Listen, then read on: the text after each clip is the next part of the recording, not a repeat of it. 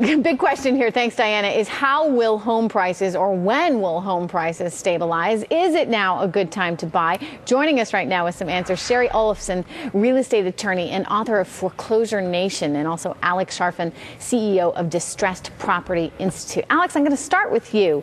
What do you think? I mean, are we seeing any signs of stabilization at all?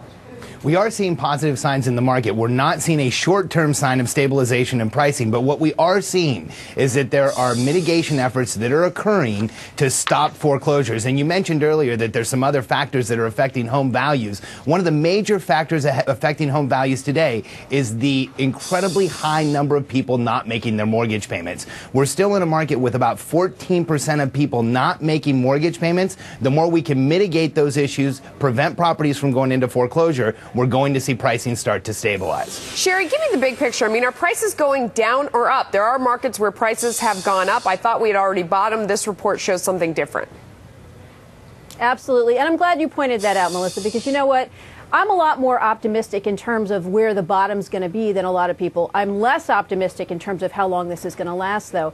I think that at a maximum, we're going to see another 3% depreciation. And the reason for that is that if you look at home prices in terms of a normal baseline, in other words, if we stop looking at month over month or make ourselves crazy looking at year over year, right, and we look at the last time prices were normal, a lot of areas have prices which are exactly where they should be now. The other thing is that I have faith in the traditional real estate valuation methods, which we completely ignored during the bubble, like replacement cost. And I do believe that some of those valuation methods will put a bottom at this. Well, but in terms of how long it's going to last, go ahead.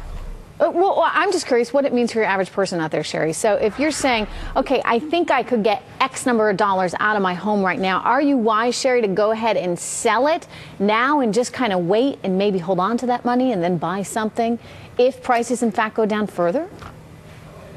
Yeah, I don't think that the fear of prices going down is a reason to sell. But I do think that if someone's holding on because they're waiting for the prices to go back up, it's going to be a long time. Because if you just look at the numbers in terms of our absorption rate, it's fundamental supply and demand. We have way more supply in the pipeline now. We've got 12 and a half months normal inventory. We've got another 7 million in shadow inventory and another 7.5 million in default or foreclosure right now. Those numbers are huge on the supply side. Yeah. And the demand side is down. We've got all those people who have been foreclosed who are out of the market. We've got 15 million unemployed who are out of the market. We've got 24% underwater. They're out of the market. So it's going to be a long time before that gets absorbed. Hey, Alex, if I'm looking for a way to invest and make money, it seems like rentals are where it's at. Whether I could buy something and rent it back out, whether I could invest in a REIT that primarily focuses on rentals. I mean, is that right? And how do I do it?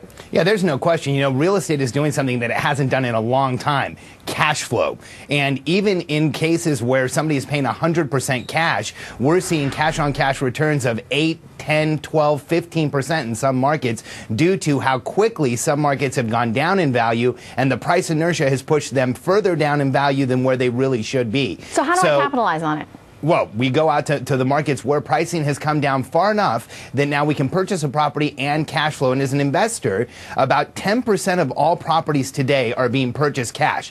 20% of all properties last year were being purchased by investors. You go out and you find a property where the rents... And rent it. Yeah, the rents provide you with enough cash flow to have cash-on-cash returns that are more positive than what you can get in the market today. Okay, I like that angle. Thanks, guys. When we come back, viewer outrage. They say two things in life.